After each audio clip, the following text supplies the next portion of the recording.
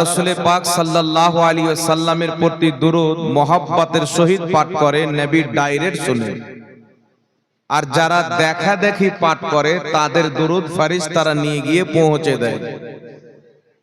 আর আল্লাহর নবী সাল্লাল্লাহু আলাইহি ওয়াসাল্লামকে আল্লাহ তাবারাক ওয়া তাআলা এত শোনার শক্তি দিয়েছেন, দেখার শক্তি দিয়েছেন। নবী পাক সাল্লাল্লাহু আলাইহি ওয়াসাল্লাম বলছেন, হে আমার উম্মত, আমি যা শুনি তোমরা তা শোনো না, আমি যা দেখি তোমরা তা দেখো না। মনে রাখবেন, কোন অ্যাঙ্গেল দিয়ে রাসূল সাল্লাল্লাহু আলাইহি ওয়াসাল্লামকে আমাদের মতো মানুষ বলা যাবে না। যদি কোনো ব্যক্তি বলে আমাদের মতো মানুষ, সেই ব্যক্তি কাফির হয়ে যাবে, তার বিবি থাকলে স্ত্রী তালাক হয়ে যাবে। কারণ যখন কোনো মুসলমান বিবাহিত থাকে, স্বামী বা স্ত্রী দুইজনের মধ্যে কোনো একজন যদি কুফরি বাক্য বকে, কোনো একজন যদি ঈমান হারা হয়, তো বিয়ে অটোমেটিক তালাক হয়ে যায়। বিয়ে টিকিয়ে রাখার জন্য দুইজনের মুসলমান হওয়া শর্ত। একজন যদি ইসলাম থেকে বেরিয়ে যায় তো বিয়ে তালাক হয়ে যাবে। তো রাসূল করিম সাল্লাল্লাহু আলাইহি ওয়াসাল্লামকে আল্লাহ তাবারাক ওয়া তাআলা মানুষ বানিয়েছেন। তিনি মানুষ, তবে আমার আপনার মতো মানুষ নয়। যে রাসূল পাক সাল্লাল্লাহু আলাইহি ওয়াসাল্লামকে আল্লাহ সৃষ্টি করেছেন, আমাকে আপনাকে আল্লাহ তাবারাক ওয়া তাআলা বাবা মায়ের রক্ত দিয়ে তৈরি করেছেন, এবং আমাদেরকে যেখানে দাফন করা হবে সেখানকার মাটি মিশানো হয়েছে।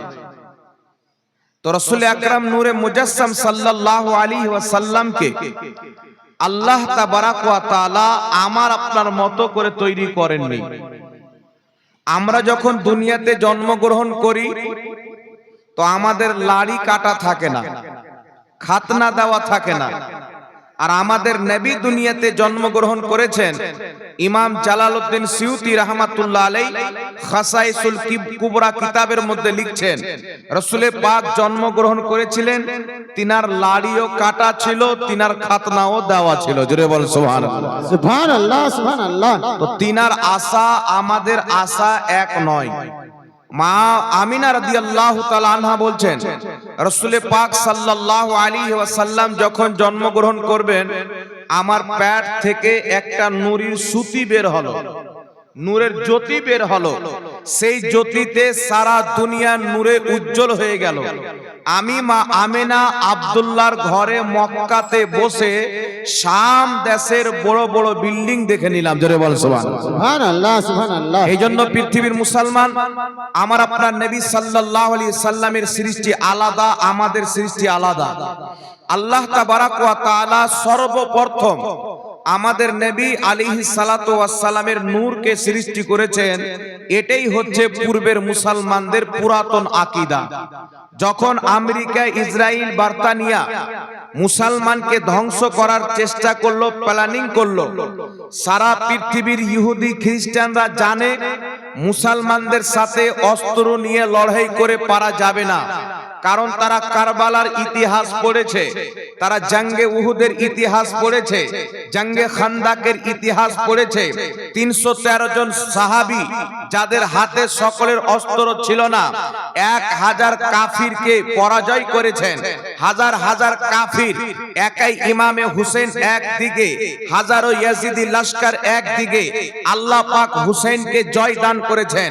এই জন্য পৃথিবীর মুসলমান ভারতবর্ষের মাটিতে যখন ব্রিটিশ হুকুমত ছিল, ব্রিটিশ হুকুমত জানতো যদি আমাদেরকে হুকুমত টিকিয়ে রাখতে হয়, রাজত্ব টিকিয়ে রাখতে হয়, তো মুসলমানকে ছিন্ন ভিন্ন করতে হবে। কারণ মুসলমানকে অস্ত্র দিয়ে লড়ে পারা যাবে না, মুসলমানকে তলোয়ার দিয়ে লড়ে পারা যাবে না। আজ তারা সেটা অনুভব করছেন। কোটি কোটি বোমা গাজার মাটিতে ফেলে মুসলমানকে ধ্বংস করার চেষ্টা হয়েছে, কিন্তু আজ পর্যন্ত খেয়ে না খেয়ে গাজাবাসী মুসলমান সিনা দেখিয়ে দাঁড়িয়ে আছেন। আমরা জীবন তো দিতে পারি কিন্তু হার মানতে পারি না। জোরে বল সুবহানাল্লাহ। সুবহানাল্লাহ সুবহানাল্লাহ। তারা সকলে জানে, এই জন্য তারা মুসলমানদের মধ্যে থেকে তারা খোঁজ লাগিয়ে যারা চাঁদে যাওয়ার খোঁজ করতে পেরেছেন, যারা জমিনের ভিতরের পেট্রোলের খোঁজ করতে পেরেছেন, তেল গ্যাসের খোঁজ করতে পেরেছে, সোনার খাদানের খোঁজ করতে পেরেছে, কয়লার খোঁজ করতে পেরেছে, তারা যখন দেখলো মুসলমানকে কোনো অস্ত্র দিয়ে মারা যায় না, এই মুসলমানকে যদি খতম করতে হয়, মুসলমানকে যদি দুর্বল করতে হয়, মুসলমানকে লড়ে ফেলার, মুসলমানকে পরাজয় করার একটি রাস্তা, মুসলমানের অন্তরে যে তাদের নবীর মহব্বত আছে, এই মহব্বতকে মিটিয়ে দাও, মুসলমান অটোমেটিক মিটে যাবে। মুসলমানদের একটাই মূল হাতিয়ার, সেটা হচ্ছে রাসূল করিম। ঠিক আছে, মুসলমানকে যদি হারাতে পারা যায়, মুসলমানকে যদি জব্দ করতে হয়, তাহলে রাসূল পাকের আজমত, ইজ্জত, মহব্বত তাদের অন্তর থেকে বের করে নিতে হবে। যতদিন এই পৃথিবীর মাটিতে ইংরেজদের মুসলমান দালালি করেনি, ততদিন পর্যন্ত কেউ রাসূল পাককে মাটি বলে নবীর নূরকে অস্বীকার করেনি। যতদিন পর্যন্ত পৃথিবীতে ইহুদি খ্রিস্টানদের দালাল জন্ম নেয়নি, ততদিন পর্যন্ত নবীকে দাঁড়িয়ে সালাম দেওয়া কেউ অবৈধ বলেনি। ইমাম আব্দুর রাজ্জাক সানআনী, ইমাম বুখারীর ওস্তাদের ওস্তাদ, তিনি একটি হাদিসের কিতাব লিখেছেন আল মুসান্নাফ।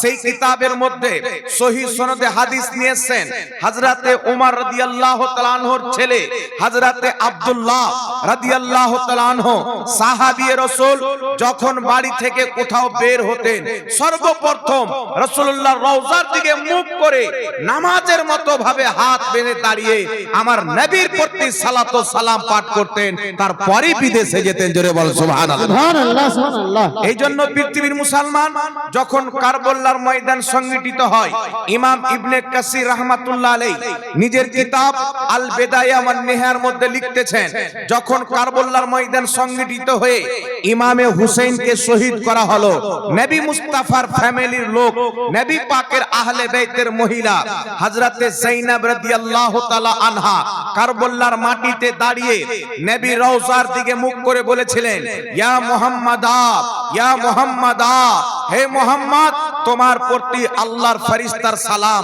তোমার প্রতি উম্মতের সালাম। আজকে দেখো তোমার নওয়াসা হুসেন শহীদ হয়ে খুনের সাথে লাতপাত করছেন, এ মুহাম্মদ তুমি আমাদের কাছে চলে এসো। এইভাবে ডেকে কারবালা থেকে হযরতে যায়েনব নবী পাককে সালাম দিয়েছেন। এই পৃথিবীর মুসলমান আব্দুল্লাহ ইবনে উমরের পাও যখন প্যারালাইসিস হয়ে গেছিল, ইমাম বুখারী রাহমাতুল্লাহ আলাইহি আল আদাবুল মুফরাদ কিতাবের মধ্যে লিখতেছেন, তিনার পাও যখন প্যারালাইসিস হয়ে গেল, তিনি কুফা থেকে ইয়া মুহাম্মাদা বলে ডাক দিয়েছিলেন, সঙ্গে সঙ্গে তিনার পাও ঠিক হয়ে গেছিল।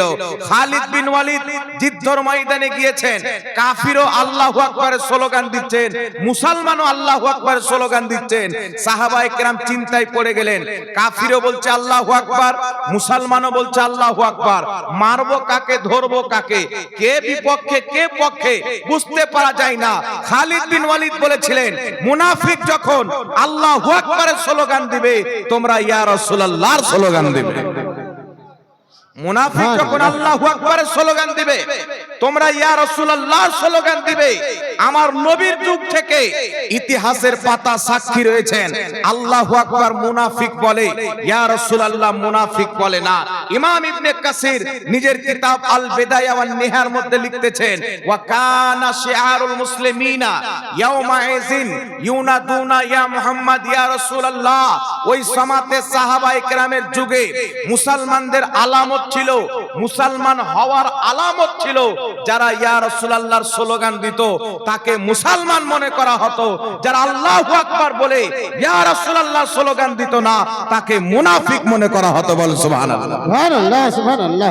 সেই বর্তমান এখন যুগেও অনেক জালসা হয়, আল্লাহর নামের স্লোগান তো হয়, মৌলবীর নামের স্লোগান তো হয়, আপনার জালসার কমিটির নামের স্লোগান তো হয়, কিন্তু মুহাম্মদ রাসূলুল্লাহর রিসালাতের স্লোগান হয় না। অনেক মৌলভী মার্কেটে বেরিয়েছেন, লা ইলাহা ইল্লাল্লাহ লেখে, কিন্তু মুহাম্মদ রাসূলুল্লাহকে পছন্দ করে না। এই পৃথিবীর মুসলমান যদি কোনো ব্যক্তি 1 কোটি বার নয়, সারা জিন্দেগিতে কোটি কোটি বার মায়ের গর্ভ থেকে জন্ম নিয়ে কবরে যাওয়া পর্যন্ত যদি লা ইলাহা ইল্লাল্লাহ পাঠ করে, লা ইলাহা ইল্লাল্লাহ পাঠ করে, যদি একবার মুহাম্মদ রাসূলুল্লাহ না পাঠ করে, ওই ব্যক্তি কাফির হয়ে মরবে, মুসলমান হতে পারে না। কারণ আল্লাহর তাওহীদকে মানার সাথে সাথে মুহাম্মদ রাসূলুল্লাহর রিসালাতকে মানতে হবে। সুবহানাল্লাহ সুবহানাল্লাহ। এই জন্য পৃথিবীর মুসলমান ইমাম বাইহাকি রাহমাতুল্লাহ আলাইহি নিজের কিতাব আল আসমা ওয়াস সিফাতের মধ্যে সহিহ সনদে হাদিস নিয়েছেন, আল্লাহর নবী যখন যুদ্ধের ময়দানে যেতেন, তিনার পতাকাতে লেখা থাকতো লা ইলাহা ইল্লাল্লাহ মুহাম্মদ রাসূলুল্লাহ। যুদ্ধের ময়দানে মুসলমান জিহাদে গেছেন, তাদের পতাকায় লেখা ছিল লা ইলাহা ইল্লাল্লাহ মুহাম্মদ রাসূলুল্লাহ। কুরআন পাকের অসংখ্য তাফসীরের কিতাবে লেখা আছে লা ইলাহা ইল্লাল্লাহ মুহাম্মদ রাসূলুল্লাহ। সুতরাং যদি কোনো ব্যক্তি বলে লা ইলাহা ইল্লাল্লাহ লিখতে হবে, মুহাম্মদ রাসূলুল্লাহ লেখা যাবে না, ওই ব্যক্তি মুসলমান হতে পারে না। ওই ব্যক্তি হচ্ছে মুনাফিক, আর মুনাফিক হিন্দু চাইতে খারাপ, মুনাফিক খ্রিস্টান চাইতে খারাপ, মুনাফিক ইহুদি চাইতে খারাপ। আল্লাহ তাবারাক ওয়া তাআলা জাহান্নামের যে তাবকা বানিয়েছেন, সব চাইতে বড় তাবকা মুনাফিকের জন্য বানিয়েছেন। হক হক হক। সবচাইতে বড় তাবকা মুনাফিকের জন্য বানিয়েছেন। এই জন্য পৃথিবীর মুসলমান আল্লাহ তাবারাক ওয়া তাআলার নবীর প্রতি দাঁড়িয়ে সালাম দিয়ে কিছু লোকের চুলকানি হয়ে যায়। মনে করেন পৃথিবীর মুসলমান আল্লাহ পাক কোরআনের পাতায় পাতায় আমাদের জন্য শিক্ষা রেখেছেন। আল্লাহ কোথায় বলেছেন ইব্রাহিম আলাইহিস সালামকে সালাম দিয়েছেন, আল্লাহ কোথায় বলছেন সালামুন আলা ঈসা, ঈসার প্রতি সালাম। আল্লাহ কোথাও বলছেন ইয়াহিয়ার প্রতি সালাম। আল্লাহ কোরআন পাকে কোথাও আদমের প্রতি সালাম দিয়েছেন। কিন্তু পৃথিবীর মুসলমান আজ যদি কেউ মোহাব্বতের সহিত রাসূলকে দাঁড়িয়ে সালাম দেয়, এনার্জি ধরে নেয়, নামাজ তো পড়ে, রোজা তো রাখে, হজ তো করে, যাকাত তো দেয়, কিন্তু নবীকে দাঁড়িয়ে সালাম দেয় না। এটা কার আলামত ছিল? এই পৃথিবীর মুসলমান বহুত বড় ইবাদত গুজার বান্দা ছিল আল্লাহর, যার নাম হচ্ছে ইবলিস। 90 কোটি আল্লাহকে সাজদা করেছিলেন, সে সাজদা করতে প্রস্তুত ছিল, রুকু করতে প্রস্তুত ছিল, তাসবিহ তাহলিল করতে প্রস্তুত ছিল, কিন্তু আদমের সামনে ঝুঁকতে প্রস্তুত ছিল না। আল্লাহ পাক বলেছিলেন যে আমার নবীর সামনে ঝুঁকতে পারে না, আমি তার কোনো ইবাদত কবুল করি না। তো এখন তাদের বাবা ঝুঁকিনি, তাদেরই আলো আওলাদ এখন দাঁড়াতে চাই। বুঝতে পারছেন? শয়তান তো আমরা দেখতে পাই না, তার আলো আওলাদ দুনিয়াতে আছে। নামাজ বলেন পড়বো, রোজা বলেন করব, কিন্তু রাসূলের পাককে দাঁড়িয়ে বলেন সালাম দেব দিব না, আবার যুক্তি দিবে। নামাজে নবী পাককে বসে সালাম দি, তো তোমরা দাঁড়িয়ে কেন দিচ্ছ? তো তোমার বাবার জানাজার নামাজ যখন পড়বে, তো তুমি বসে সালাম পড়ছো না দাঁড়িয়ে, ওটাও মানুষ দেখবে। জানাজার নামাজে নবীকে দাঁড়িয়ে দুরূদ দেওয়া হয়, জানাজার নামাজে আসসালামু আলাইকুম রাহমাতুল্লাহ দাঁড়িয়ে পাঠ করা হয়, 5 ওয়াক্তের নামাজে বসে পাঠ করা হয়।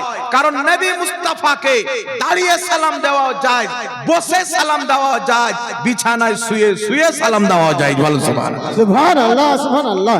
এই জন্য পৃথিবীর মুসলমান আমরা আহলে সুন্নাত ওয়াল জামাত আমাদের নবী আলাইহিস সালাতু ওয়াস সালামকে সালাম করি দাঁড়িয়ে। কেন? লক্ষ্য করে শুনেন। এই পৃথিবীর মুসলমান কিতাবটির নাম হচ্ছে মিশকাতুল মাসাবি, এই কিতাবের মধ্যে হাদিস। আরেকটি কিতাবের নাম হচ্ছে আবু দাউদ শরীফ, এই কিতাবের অধ্যায় হচ্ছে বাবু মা জাআ ফিল কিয়াম। এই চ্যাপ্টারের মধ্যে সহিহ হাদিস, রাসূল করিম সাল্লাল্লাহু আলাইহি সাল্লামের সাহাবী বলেন আল্লাহর নবী মুস্তাফা মাহফিলে বসে থাকতেন, আমাদেরকে দ্বীন শিক্ষা দিতেন। মাহফিল শেষ করে নবী যখন দাঁড়িয়ে যেতেন যাওয়ার জন্য, কুমনা কিয়ামা, আমরা সমস্ত সাহাবী নবীর সম্মানে দাঁড়িয়ে যেতাম। সুবহানাল্লাহ সুবহানাল্লাহ আমরা সমস্ত সাহাবী নবীর সম্মানে দাঁড়িয়ে যেতাম, অতক্ষণ পর্যন্ত নবীর সম্মানে দাঁড়িয়েই থাকতাম যতক্ষণ পর্যন্ত নবী মুস্তাফা নিজের স্ত্রী গণের ঘরের মধ্যে কোনো একজনের ঘরে পরিবেশ না করতেন, আমরা নবীর সম্মানে দাঁড়িয়ে থাকতাম। ইমাম নববী রাহমাতুল্লাহ আলাইহি নিজের কিতাব আল কিয়াম লি আহলিল ফজল কিতাবের মধ্যে লিখছেন, সাহাবায়ে কেরাম যে নবী মুস্তাফার জন্য দাঁড়িয়েছিলেন, এটা ছিল নবীর সম্মানে দাঁড়ানো। জোরে বল সুবহানাল্লাহ। সুবহানাল্লাহ সুবহানাল্লাহ। আরেকটি একই কিতাব আবু দাউদ শরীফের মধ্যে আরেকটি হাদিস পাওয়া যায়, মা ফাতেমা রাদিয়াল্লাহু তাআলা আনহা যখন আমার নবীর দরবারে যেতেন, আমার নবী ফাতেমাকে দেখে দাঁড়িয়ে যেতেন, ফাতেমার পেশানিকে চুমুন দিতেন। আমার নবী যখন মা ফাতেমার বাড়ি আসতেন, ফাতেমা নবীকে দেখে দাঁড়িয়ে যেতেন, নবীর পেশানিকে চুমুন দিতেন। সহিহ বুখারী বাবুল কিয়ামের মধ্যে হাদিস, আল্লাহর নবী মুস্তাফা একজন সাহাবীকে অসংখ্য সাহাবীর সরদার বানালেন, লিডার বানালেন। সাহাবায়ে কেরাম বসে আছেন, নবী আমার দ্বীন শিক্ষা দিচ্ছেন, হঠাৎ করে ওই সরদার সাহাবী আসছেন। নবী পাক সমস্ত সাহাবীকে বলছেন, কুমু ইলা সাইয়্যিদুকুম, তোমরা তোমাদের সরদারের জন্য দাঁড়িয়ে যাও। ইমাম ইবনে হাজার আসকালানী বুখারী শরীফের সারা ফাতহুল বারীর মধ্যে লিখছেন, নবী যেটা দাঁড়াতে বলেছিলেন ওটা সম্মানের কিয়াম ছিল। ইমাম নববী রাহমাতুল্লাহ আলাইহি নিজের কিতাব আল কিয়াম লি আহলিল ফজল কিতাবের মধ্যে লিখছেন, নবী যে দাঁড়াতে বলেছিলেন সমস্ত সাহাবীকে এটা সম্মানের কিয়াম ছিল। তো বুঝা কি গেল মুসলমান, বুখারীর হাদিস বিদ্যমান, আবু দাউদের হাদিস বিদ্যমান, মিশকাতের হাদিস বিদ্যমান, নবী মুস্তাফার সম্মানে মুহাব্বতে সাহাবায়ে কিয়াম কিয়াম করেছেন, তাই আমরা সুন্নি মুসলমান কিয়াম। সুবহানাল্লাহ। নারায়ে তাকবীর, নারায়ে রিসালাত, উলামায়ে আহলে সুন্নাত। এই জন্য পৃথিবীর মুসলমান হাদিস দ্বারা প্রমাণিত সাহাবায়ে কেরাম নবীর আহলে বাইতের অন্যতম সদস্য ফাতেমাতুজ জাহরা, এরা সকলে নবীর সম্মানে কিয়াম করেছেন, দাঁড়িয়েছেন। তাই ইমাম ইবনে হাজার আসকালানী ফাতহুল বারীর মধ্যে লিখতেছেন, সম্মান অর্থে কিয়াম করা সওয়াবের কাজ। ইমাম নববী রাহমাতুল্লাহ আলাইহি আল কিয়াম লি আহলিল ফজল কিতাবে লিখছেন, সম্মান অর্থে কিয়াম করা সওয়াবের কাজ। শেখ আব্দুল হক মুহাদ্দিস দেহলভী রাহমাতুল্লাহ আলাইহি আখবারুল আখিয়ার কিতাবের মধ্যে লিখছেন, সম্মান অর্থে কিয়াম করা সওয়াবের কাজ। ইমাম হালবী রাহমাতুল্লাহ আলাইহি সিরাতে হালবিয়ার প্রথম খণ্ড 123 পৃষ্ঠা, বেইরুত লেবাননের ছাপ, সেখানে লিখছেন, নবীর মহব্বতে দাঁড়িয়ে সবাই মিলে সালাত ও সালাম পাঠ করা সওয়াবের কাজ। ইমাম ওলিউল্লাহ মুহাদ্দিস দেহলভী বলছেন, কিয়াম করা সওয়াবের কাজ। ইমাম বাইহাকি ফতোয়া দিচ্ছেন, কিয়াম করা সওয়াবের কাজ। 2.5 লক্ষ হাদিসের হাফিজ ইমাম মুল্লা আলী কারি মিরকাতের মধ্যে লিখতেছেন, আল কিয়ামু আলা ওয়াজহিল বিররি ওয়াল ইকরামে জায়েজুন, সম্মান অর্থে কিয়াম করা নবী মুস্তাফার শরীয়তে জায়েজ আছে। জোরে বলুন সুবহানাল্লাহ। সুবহানাল্লাহ সুবহানাল্লাহ। আর এখন কিছু নোংরা আবর্জনা বেরিয়েছে, নিজেকে মুসলমান বলে দাবি করে, আরে তোমার চাইতে রাস্তার ছাগল বেশি ভালো আছে, সেও আমার নবীর সম্মানকে বুঝে। আমার নবী মুস্তাফা বলছেন, শুধু মানব জাতি ব্যতীত সারা পৃথিবীর মাখলুকাত জানে যে আমি হচ্ছি আল্লাহর নবী। গাছ পাহাড় পর্বত চিনে, ইনি হচ্ছেন আল্লাহর নবী। আপনার সমুদ্রের মাছ চিনে, ইনি হচ্ছেন আল্লাহর নবী। আপনার চন্দ্র সূর্য চিনে, ইনি হচ্ছেন আল্লাহর নবী। তাই আমার নবী মুস্তাফা চাঁদকে ইশারা করেছিলেন, তো চাঁদ দুই টুকরা হয়ে গেছিল। সূর্যকে ইশারা করেছিলেন, তো সূর্য ফিরে চলে এসেছিল। পাথরকে ইশারা করেছিলেন, পাথর নবীর কালেমা পাঠ করেছিল। আমার নবী মুস্তাফাকে সারা পৃথিবীর সমস্ত মাখলুক চিনে, আর আমার নবী মুস্তাফাকে সমস্ত মাখলুক সালাম পেশ করে। বল সুবহানাল্লাহ। সুবহানাল্লাহ সুবহানাল্লাহ। তো যারা আজ পর্যন্ত নবীর সম্মান বুঝতে পারেনি, নবীর সম্মান করছে বলছে বিদআত। বিদআত কাকে বলে আজ পর্যন্ত তার 14 গোষ্ঠী বুঝতে পারেনি। এই জন্য আপনাকে বলছি মুসলমান, কোন জাহিলের ফতোয়া শুনে, কোন মূর্খর ফতোয়া শুনে নিজের ঈমানকে বিক্রি করা যাবে না। এই সারা পৃথিবীর মাটির মৌলবীকে আহলে সুন্নাত ওয়াল জামাতের পক্ষ থেকে চ্যালেঞ্জ ছিল, কিয়ামতের সকাল পর্যন্ত থাকবে, নবী মুস্তাফার শানে দাঁড়িয়ে সালাম পড়াকে কেউ যদি বিদআত প্রমাণ করতে পারে, নাজায়েজ প্রমাণ করতে পারে, তার গোলামি করতে প্রস্তুত আছি। আর আমরা জায়েজ যদি প্রমাণ করে দিই, তাকে মানতে হবে। নবীর সম্মান ছাড়া দ্বিতীয় কোনো রাস্তা নাই। सुभान अल्लाह सुभान अल्लाह এই জন্য পৃথিবীর মুসলমান कुछ रहे या ना रहे दुनिया में फकत इश्क मुस्तफा रहे सीने में जब तुम जाओगे कब्र में दुनिया दुनिया में रह जाएगी नबी का इश्क काम आएगा रसूলের मोहब्बत আপনার কাজে আসবে এই জন্য পৃথিবীর মুসলমান এখন আবার কিছু লোক বেরিয়েছেন বলছেন রসুলের পাক বলেছেন আসসালামু কাবলাল কালাম আগে সালাম পরে কালাম আর সুন্নিরা বলছে ইয়া নবী সালামু আলাইকা আগে কালাম পরে সালাম কালাম কাকে বলে গাধা ওটাও জানেন না ইয়া নবী এটা কালাম নয় ইয়া হচ্ছে হারফে নিদা নবী হচ্ছে মুনাদা কালাম কাকে বলে হে আব্দুর রহমান শুনো তোমার বাপের নাম কি তোমার মায়ের নাম কি তো হে আব্দুর রহমান বললাম এটা কালামের অন্তর্ভুক্ত নাই এর পরে যেটি কথা বলবো ওটি হলো কালাম আর হে আব্দুর রহমান এটা হচ্ছে আব্দুর রহমানের ধ্যানকে নিজের দিকে করার জন্য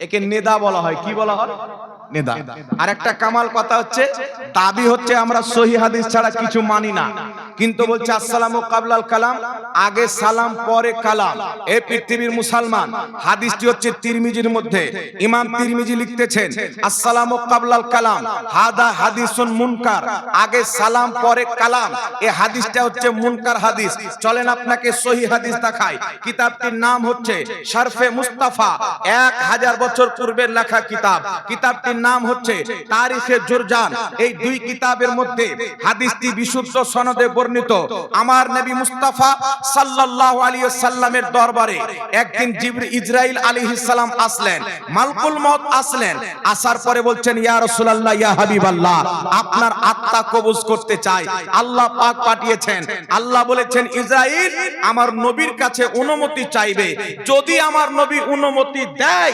আত্মা কবজ করবে যদি অনুমতি না দেয় আত্মা কবজ করবে না सुभान अल्लाह सुभान अल्लाह শরফে মুস্তাফা কিতাবের মধ্যে হাদিস লিখেছেন 1000 বছর পূর্বের কিতাব হযরতে জিবরিল আলাইহিস সালাম অবতরণ করলেন নাজালাত লাহু রূহুল আমিন জিবরিল আমিন আগমন করলেন হযরতে জিবরিল আমিন আমার নবী মুস্তাফার হুজরাতে পরিবেশ করে বলছেন ইয়া মুহাম্মদ আলাইকাস সালাম একটু জোরে বলেন না সুবহানাল্লাহ सुभान अल्लाह বলছে ইয়া নবী বলে সালাম করা যাবে না ইয়া রাসূল বলে সালাম করা যাবে না কিন্তু জিবরিল আমিন যিনি কুরআন পাক ওহী নিয়ে এসেছেন জিবরিল আমিন যিনি প্রত্যেক নবীকে দেখেছেন সেই জিবরিল আমিন যিনি সমস্ত ফেরেশতার সরদার ওই জিবরিল সালাম দিচ্ছেন ইয়া মুহাম্মদ আলাইকাস সালাম আমার নবী বলছেন না জিবরিল আগে নাম নিয়ে পরে সালাম দিচ্ছ তুমি ভুল করেছো বরং আমার আপনার নবী বলছেন ওয়া আলাইকুমুস সালাম আমার নবী উত্তর দিয়ে আগে নাম নিয়ে পরে সালাম করাকে সমর্থন করলেন যেটাকে নবী সমর্থন করে ওটা সওয়াবের কাজ হয় বৈধ কাজ হয় তো কিয়ামতের সকাল পর্যন্ত আগে ইয়া নবী বলে পরে সালাম দেওয়া জিবরিল আলাইহিস সালামের সুন্নাত ধরে বল সুবহানাল্লাহ सुभान अल्लाह এটা জিবরিল আলাইহিস সালামের শুধু সুন্নাত নয় ইমাম বাইহাকি রাহমাতুল্লাহ আলাইহি 1150 বছর পূর্বে একটি কিতাব লিখেছেন কিতাবটির নাম হচ্ছে দালাইলুন নবুয়াত এই কিতাবের পঞ্চম খণ্ডের মধ্যে ইমাম বাইহাকি একটি হাদিস নিয়েছেন একজন সাহাবী নবীর দরবারে আসলেন আসার পরে বলছেন ইয়া রাসূলুল্লাহি আসসালামু আলাইকা আগে নবীর নাম নিলেন পরে নবীকে সালাম দিলেন এইজন্য বিরাদর ইসলাম এমন কোন সহিহ হাদিস নাই যে আগে নাম নিয়ে পরে সালাম দেওয়া যাবে না তবে এই মতন সহিহ হাদিস আছে যে আগে নাম নিয়ে পরে সালাম জিবরিল আলাইহিস সালামও দিয়েছেন নবী পাকের অসংখ্য সাহাবাও দিয়েছেন জোরে বল সুবহানাল্লাহ सुभान अल्लाह सुभान अल्लाह এখন যারা বিদাত বলে চিল্লায় জাহিল মূর্খর বেটারা এরা কি জিবরিল আলাইহিস সালাম চাইতে বেশি শরীয়ত বুঝে নবীর সাহাবার চাইতে বেশি শরীয়ত বুঝে এরা নবী মুস্তাফার তাজিমকে বন্ধ করে খোদার দ্বীন প্রচার করে না ইহুদি নাসারার সহযোগিতা করছেন এইজন্য পৃথিবীর মুসলমান ছুটে দুনিয়া তো ছুটনে দেনা মুস্তাফা কা তামান্না छोड़ना দুনিয়া দুনিয়াতে থেকে যাবে কবরের মাঝে যে রাসূলুল্লাহকে চিনবে আল্লাহ তাকে জান্নাত দান করবে सुभान अल्लाह যে রাসূলের পাককে চিনবে আল্লাহ তাকে দান করবে এখন তো বলছে ইয়া নবী সালামুন আলাইকা বলা যাবে না বলে না শুনেন, সমস্ত আহলে হাদিস, সমস্ত সাইফিদের ইমাম, যার নাম হচ্ছে নবাব সিদ্দিক হাসান খাঁ ভোপালী, এদের মাথার তাজ, সে নিজের কিতাবটির নাম হচ্ছে খায়রাতুল খায়রাত। এই কিতাবের মধ্যে লিখছে লা ইলাহা ইল্লাল্লাহ শয়তান আলাইহিস সালাতু ওয়াস সালাম, শয়তানকে নবী বানিয়ে দিয়েছে। নাউজুবিল্লাহ হবে না? নাউজুবিল্লাহ মিন যালিক। বুঝে, লা ইলাহা ইল্লাল্লাহ আল্লাহ ছাড়া কেউ ইবাদতের যোগ্য নয়, আর শয়তান আলাইহিস সালাম আর দুরুদ ও সালাম শয়তানের প্রতি অবতীর্ণ হোক। ওর বাপ শয়তানের প্রতি দুরুদ পড়েছে, ওরা সুন্নাতি, আর আমি নবীর প্রতি দুরুদ পড়লে বলছে বিদাতি। চিন্তা করছেন, শয়তানকে নবী মানার পর যদি আহলে হাদিস সুন্নাতি হয়, তা আবু জেহেল কেন কাফির হবে? আবু লাহাব কেন কাফির হবে? তোমাকে শয়তানের দুরুদ মুবারক, আহলে সুন্নাত ওয়াল জামাতকে মুস্তাফার দুরুদ মুবারক, যেই ব্যক্তি নবীর পাকে কলমা পড়েছে তার জীবন তো যেতে পারে, মুস্তাফার দুরুদ ও সালাম ছাড়তে পারে না। সুবহানাল্লাহ সুবহানাল্লাহ। তুমি মনে করছেন নামাজ পড়ে চলে গেলাম তো জান্নাতি হয়ে যাব? কিয়াম না করলে কি হলো? হারাম নাজেজ বলে দিলাম, উড়িয়ে দিলাম, জান্নাতে চলে যাব? নামাজ ইয়াজিদও পড়েছে কখনো কখনো, নামাজ ইবলিসও পড়েছে, নামাজ জুল খাইসরাও পড়েছে, নামাজ গোলাম আহমদ কাদিয়ানি যে নবী দাবি করেছিল সেও পড়েছে। নামাজে জান্নাতের টিকিট নাই, কিন্তু চ্যালেঞ্জ করে বলছি মুসলমান, নবী মুস্তাফার মহব্বতে জান্নাতের টিকিট আছে। সুবহানাল্লাহ সুবহানাল্লাহ। যারা রাসূলকে সচ্চা পাক্কা মহব্বত করবে তারা অবশ্যই জান্নাতে যাবে, তাদের নামাজ কবুল হবে। আর যাদের সম্পূর্ণ আদবি করতে শিখিনি, শয়তানের প্রতি দুরুদ পড়তে রাজি, কিন্তু মুস্তাফার দুরুদ বিদআত। একজন ব্যক্তি আমাকে এসে বলছেন, হুজুর আপনারা যে দুরুদ পড়েন আল্লাহুম্মা সাল্লি আলাইহি, এটা কোন হাদিসে আছে? আমরা হাদিসে নাই। কি বলছো বলো? ওই হাদিসে নাই মানে বিদআত। তো আমি বললাম কিতাব খুলো, কিতাবটির নাম হলো সহিহ মুসলিম। নামটা শুনেছেন না? বুখারী মুসলিম, বুখারী মুসলিম খুব নাম বলে কিছু লোক, দেখবেন এই বুখারী আর মুসলিম ছাড়া কোনো কিতাব পড়েনি। কালকে বলেছিলাম না, কুয়ার ব্যাং, যতদিন কুয়াতে থাকে মনে করে এটাই দুনিয়ার, বাইরে কিছু নাই। কিন্তু কুয়া থেকে যখন বালতিতে বের করবেন ও বলবে বাবারে এত বড় দুনিয়া। জি, আমি বললাম সহিহ মুসলিম খোলো। সহিহ মুসলিমের মধ্যে ইমাম মুসলিম রাহমাতুল্লাহ আলাইহি খুতবার মধ্যে যেই সালাম, যেই দুরূদ আমার নবী মুস্তাফার প্রতি পাঠ করেছেন, ওটা কোনো হাদিসের কিতাবে নাই। তাহলে ইমাম মুসলিম বিদাতি হবে কি হবে না?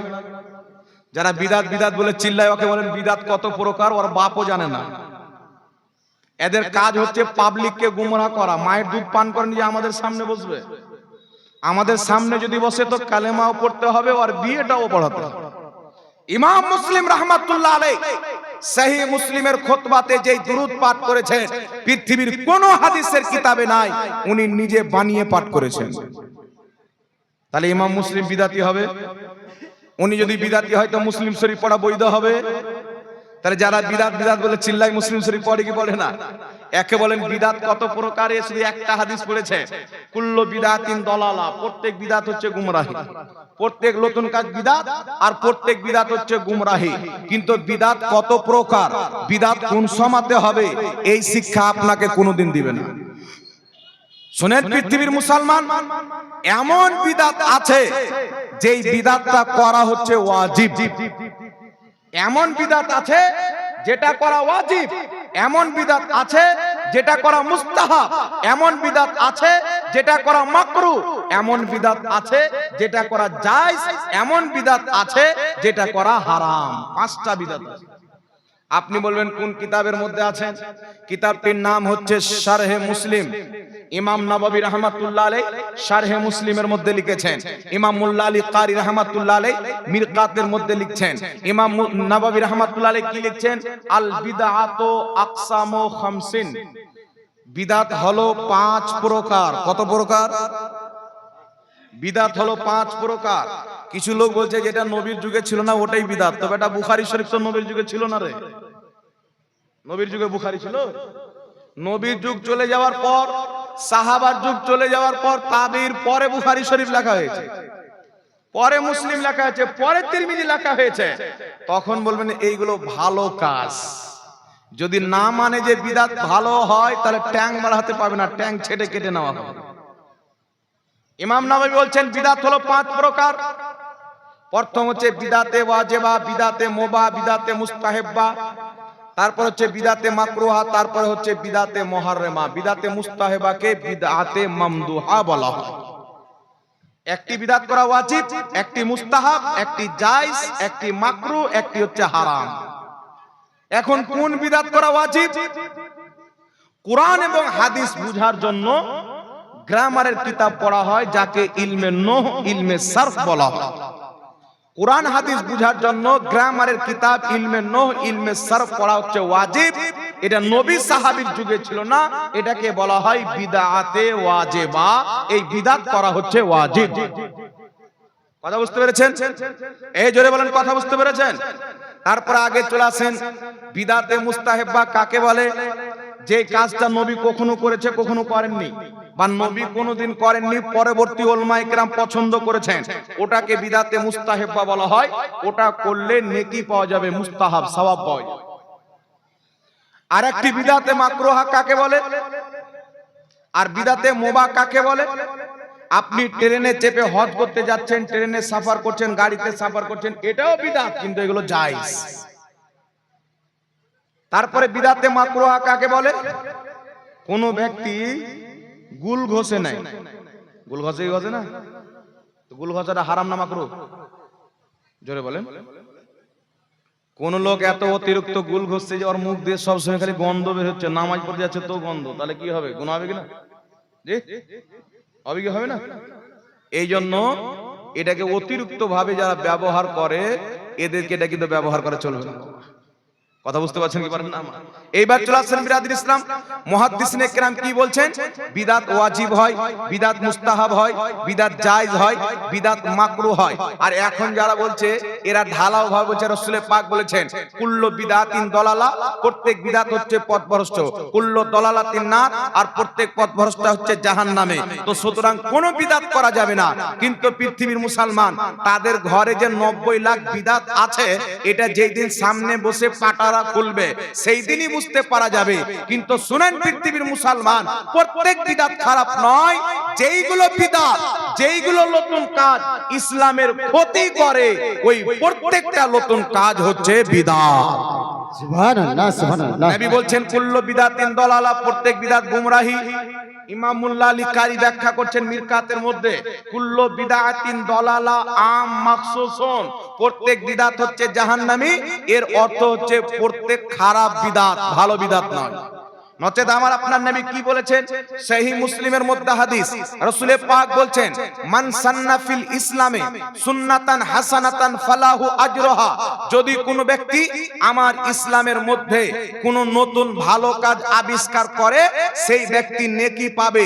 তার প্রতি যত লোক আমল করবে, আল্লাহ সবারই নেকি তাকে দান করবে। জোরে বল সুবহানাল্লাহ, সুবহানাল্লাহ, আর সুবহানাল্লাহ। রাসূল পাক বলছেন মান সান্না ফিল ইসলামে সুন্নাতান সাইয়্যাতান কানা আলাইহি ইজরাহা, যদি কোনো ব্যক্তি আমার ইসলামের মধ্যে কোনো খারাপ জিনিস আবিষ্কার করে, তাহলে সেই ব্যক্তি গুনাহ পাবে। তার প্রতি যত লোক আমল করবে, সবারই গুনাহ তার প্রতি হবে। এই হাদিস দ্বারা কি বোঝা গেল? নবী পাকের শরীয়তে কিয়ামত পর্যন্ত দুটি জিনিস তৈরি হবে, একটা ভালো কাজ, একটা মন্দ কাজ। আর এটা তৈরি হয়েছে কেমন করে তৈরি হয়েছে? পৃথিবীর মুসলমান নবীর জামানাতে, সাহাবীর জামানাতে কোনো পাক্কি মসজিদ ছিল না। নবীর জামানায়, সাহাবীর জামানায় কোনো পাক্কি মসজিদ ছিল না। আর দেখবেন আপনি মসজিদ বর্তমান জামানায়, তো মসজিদের সামনে মেহরাব থাকে, থাকে কি থাকে না? মসজিদের সামনে মেহরাব থাকে। আমার নবীর জামানায় কোনো মসজিদের মেহরাব তৈরি হয়নি, সাহাবার জামানায় কোনো মসজিদের মেহরাব তৈরি হয়নি। এই মেহরাব কখন তৈরি হলো? সাহাবার যুগের পর বিশ্ববিখ্যাত তাবেঈ হযরতে উমর বিন আব্দুল আজিজ রাহমাতুল্লাহ আলাইহি, উনি যখন খলিফা হলেন, তখন তিনি মসজিদের মেহরাব নতুন করে তৈরি করলেন। জোরে বল সুবহানাল্লাহ, সুবহানাল্লাহ, সুবহানাল্লাহ। যেই ওয়াহাবি বলে নবী করেনি তো করা যাবে না, নবী করেনি তো করা যাবে না, তোর যত পাক্কি মসজিদ আছে ইয়েবি সরকারকে ডেকে ভাঙতে হবে, ওর মসজিদের মেহরাব ভাঙতে হবে, ওর পাক্কি মসজিদ ভাঙতে হবে। এই জন্য এটা হচ্ছে জাহিলদের শরীয়ত। জাহিল থেকে দিন শিখা যাবে না। পূর্বের সাহাবী সালফে সালেহিনগণ ওটাই শরীয়ত প্রচার করেছেন, যেটা বর্তমানে আহলে সুন্নাত ওয়াল জামাত হানাফি মাযহাব মান্যকারী মুসলমান ফলো করে। জোরে বলুন সুবহানাল্লাহ, সুবহানাল্লাহ।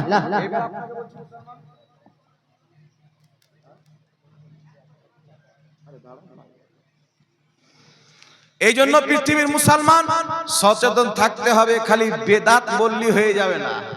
কেউ যদি আপনাকে বলতে আসে এখন সোশ্যাল মিডিয়ার জামানা, ঠিক না বেটি? জোরে বলেন। এখন সোশ্যাল মিডিয়ার জামানা, আপনি তাকে একটা হালকা করে কথা বলবেন যে অনলাইনের মাধ্যমে আমাদের মৌলবীর সামনে বসো। সামনে সামনে বললে বলবে পুলিশ প্রশাসন অনুমতি দিচ্ছেন না, অনলাইনের মাধ্যমে ময়দানে চলে আসো। যদি আহলে হাদিস যেটা দল আছে, এই জামাতকে যদি বিদাতি পথভ্রষ্ট জাহান্নামী দল প্রমাণ না করতে পারি, আপনাদের শ্মশানি থেকে জুতোর গলা মালাই দিয়ে যাব না। এরকম কোন মাইলাল পাবেন? খোঁজ লাগেন, খোঁজ লাগেন। কিন্তু পৃথিবীর মুসলমান না খंजर उठेगा ना तलवार तुमसे, ये बाजू मेरे आजमाए हुए हैं। সুবহানাল্লাহ, সুবহানাল্লাহ। আপনাদের সম্মুখে আয়াতে কারিমা পাঠ করেছিলাম। আল্লাহ তাবারাক ওয়া তাআলা বলছেন, কদ জাআকুম মিনাল্লাহি নূরুন ওয়া কিতাবুম মুবিন। আল্লাহর নিশ্চয় আল্লাহর পক্ষ থেকে একখানা কিতাব এবং একটি নূর এসেছে। সাহাবায়ে কেরামের লেখা তাফসীর, কিতাবটির নাম হচ্ছে তাফসিরে ইবনে আব্বাস। এই তাফসিরের কিতাবের মধ্যে আরেকটি তাফসিরের কিতাব হচ্ছে তাফসিরে জালালাইন।